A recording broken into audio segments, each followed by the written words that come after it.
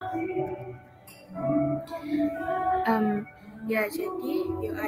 UI itu adalah tampilan visual dan interaksi user dengan produk digital. Sedangkan UX itu merupakan pengalaman keseluruhan user saat berinteraksi dengan produk. Nah, jadi dengan adanya UI ini ngasih potensi interaksi antara pelanggan atau user dan bisnis. Selain itu, UI dipakai buat menghasilkan tampilan yang lebih bagus untuk bisnis yang tujuannya meningkatkan kepuasan user. Untuk komponen yang termasuk di UI ini ada button, typography, layout, animasi produk, dan lain sebagainya yang berfokus pada estetika dan kemudahan user ketika menggunakannya. Sedangkan UX ini nggak kayak UI. UX itu adalah sebuah proses mendesain produk melalui pendekatan user. Nah, dengan pendekatan inilah UX designer bisa menciptakan atau menyesuaikan produk dan kebutuhan dan keinginan user. Komponen-komponen dalam UX itu kayak fitur-fitur produk, structural design, aspek visual design, navigasi produk, dan lain sebagainya. Di UX sendiri juga meliputi proses branding, konten, copywriting yang sesuai dengan objektif serta target user.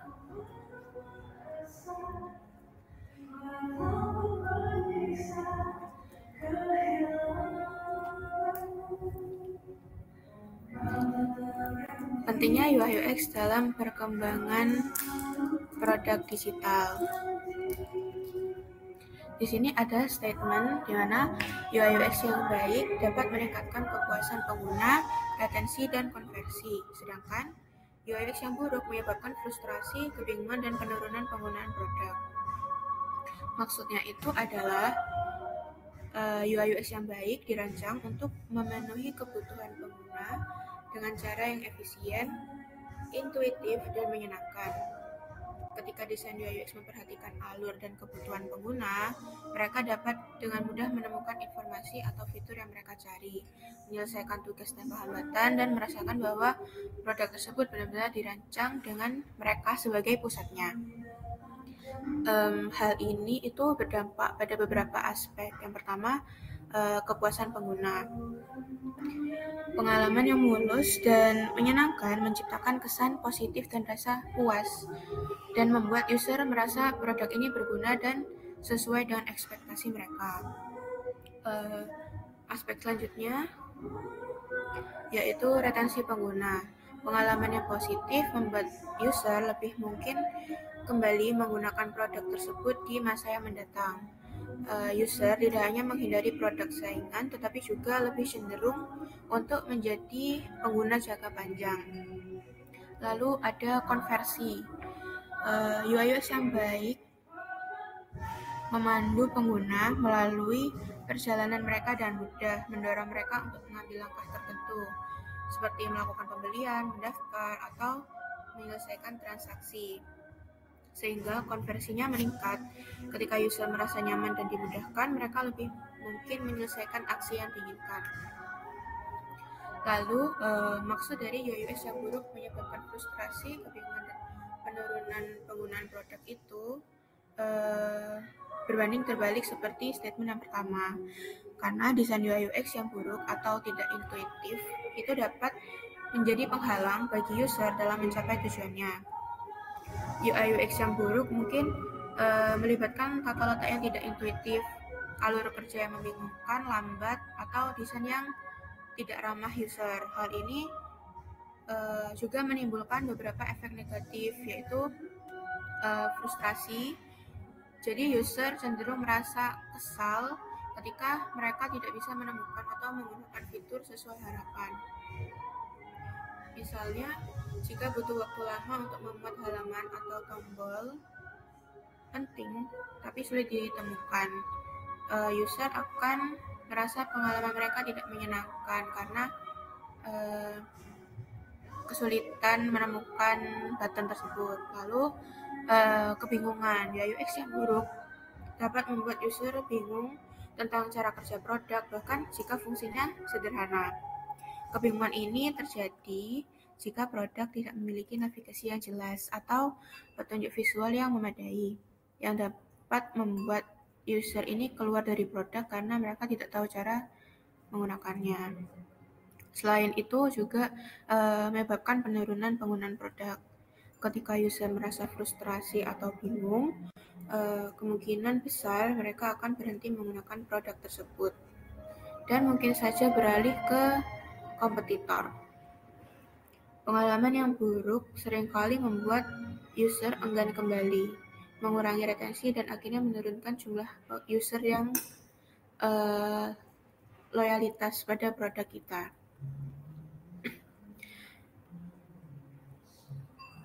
Secara keseluruhan, peran UI UX yang baik dan tidak baik tidak hanya membuat pengalaman user lebih menyenangkan dan efisien, tapi juga mempengaruhi langsung kesuksesan bisnis dan melalui kepuasan, loyalitas, dan juga konversi pengguna.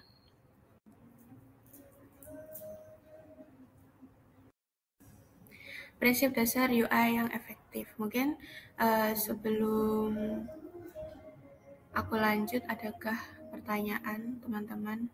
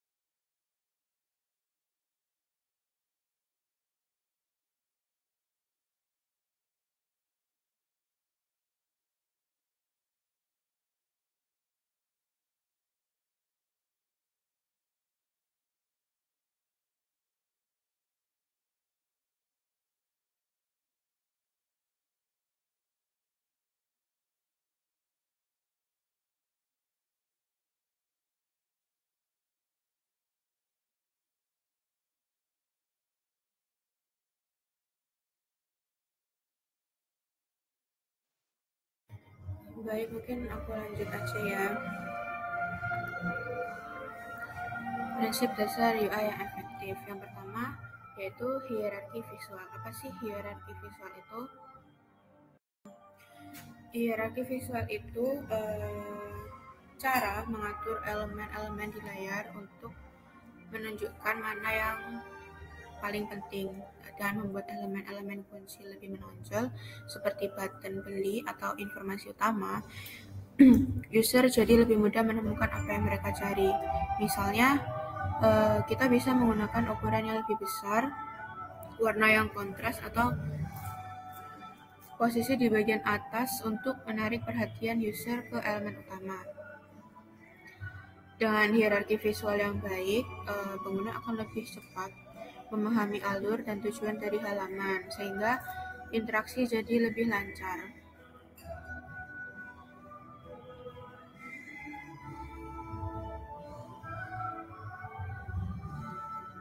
Yang kedua, pemilihan warna dan tipografi.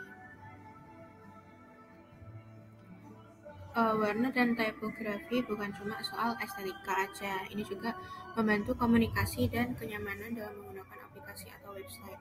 Warna yang dipilih dengan baik bisa menunjukkan brand identity sekaligus membantu user dalam mengambil tindakan.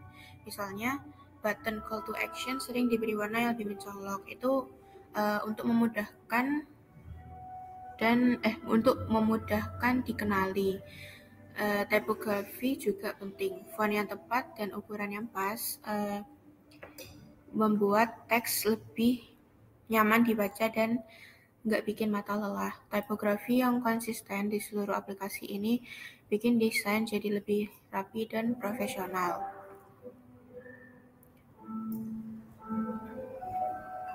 Selanjutnya, desain yang responsif.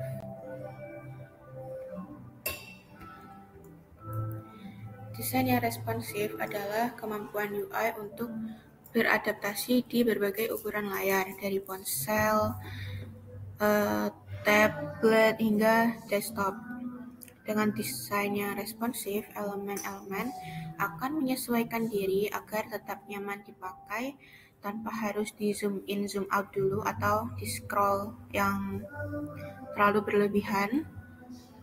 Ini penting karena pengguna sekarang mengakses aplikasi atau website dari berbagai device. Desain yang responsif ini memastikan pengalaman tetap optimal, baik di layar besar atau layar kecil atau layar yang sedang, sehingga user tidak merasa kesulitan dan tetap betah.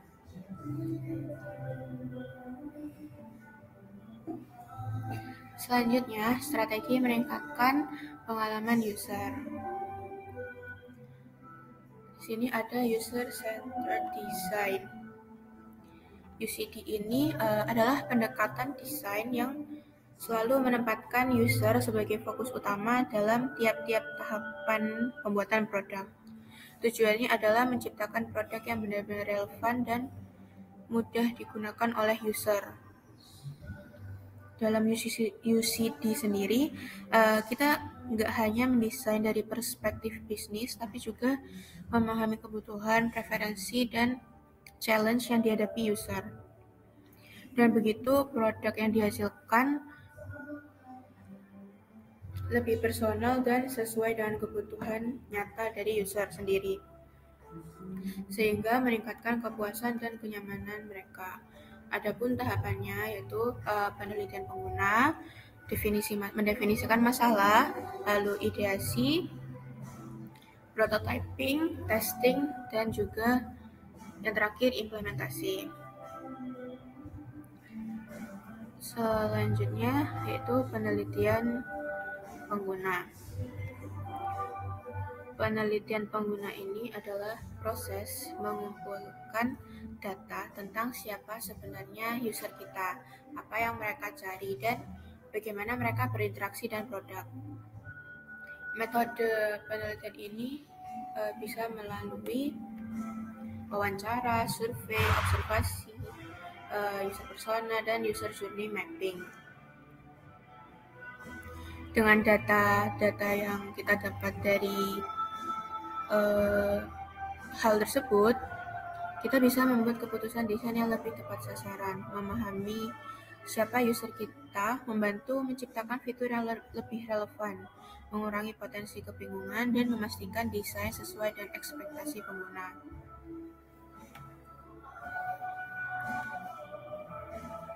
Selanjutnya yaitu wireframing dan prototyping. Wireframing, pembuatan kerangka dasar antarmuka untuk menunjukkan struktur dan navigasi. Prototyping, membuat model interaktif untuk menguji ide sebelum pengembangan penuh. Wireframing dan prototyping ini merupakan proses awal untuk merancang struktur dasar dari produk.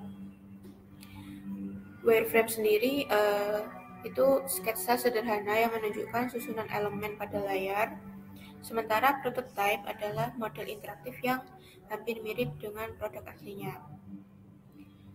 Dengan melakukan wireframing dan prototyping ini bisa membantu tim desainer dan user mendapatkan gambaran awal tentang bagaimana produk akan terlihat dan bekerja. Dengan wireframe dan prototype, kita bisa menguji konsep desain lebih cepat dan mengidentifikasi perbaikan sebelum mulai coding sehingga lebih efisien.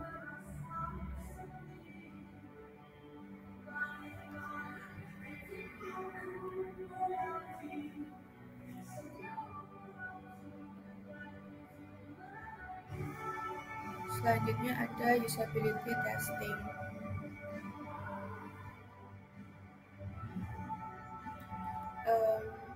Merupakan proses di mana kita menguji produk dengan user asli untuk melihat seberapa mudah mereka berinteraksi dengan produk.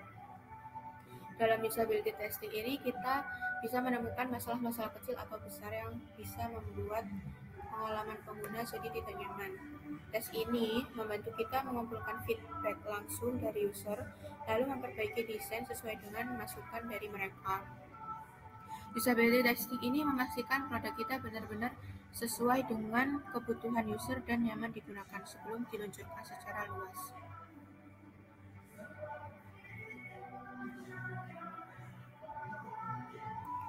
Kesalahan umum dalam UI/UX. Yang pertama adalah tidak konsisten. Konsisten dalam UI/UX ini sangat penting untuk menjaga kenyamanan dan pemahaman user.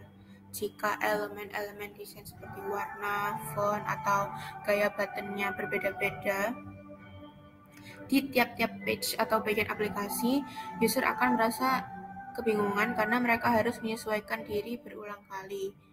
Misalnya, tombol submit di satu halaman berwarna biru, sementara di halaman lain berwarna hijau. Ini bisa membingungkan user tentang apakah itu fungsi yang sama atau berbeda.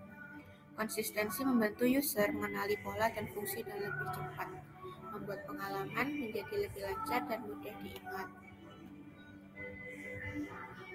Seperti yang ada pada gambar ini, di page 1 kan main navbar-nya ada di atas tuh. Nah, sedangkan di page 2 main navbar-nya ada di bawah. Lalu di page 3 main navbar-nya ada di samping kiri. Nah, itu menunjukkan ketidakkonsistenan. Selanjutnya ada navigasi yang membingungkan. Menu atau jalur navigasi tidak terstruktur dengan baik, sehingga tampilan menjadi berantakan dan sulit dipahami. Navigasi yang tidak jelas atau membingungkan bisa membuat user frustrasi dan kesulitan menemukan apa yang mereka cari. Ketika menu atau jalur navigasi tidak terstruktur dan baik, user bisa kebingungan dan harus memulai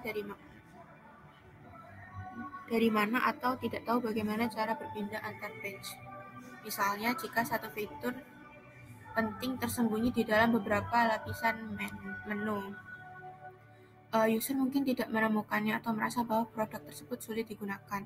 Navigasi yang jelas dan sederhana membantu user merasa lebih nyaman dan cepat dalam menyelesaikan tugas mereka.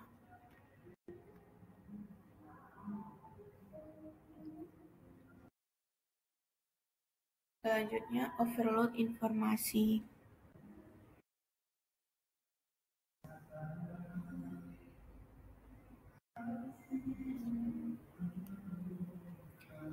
Overload informasi terjadi ketika halaman terlalu penuh dengan teks, gambar, atau elemen-elemen yang tidak esensial. Overload informasi ini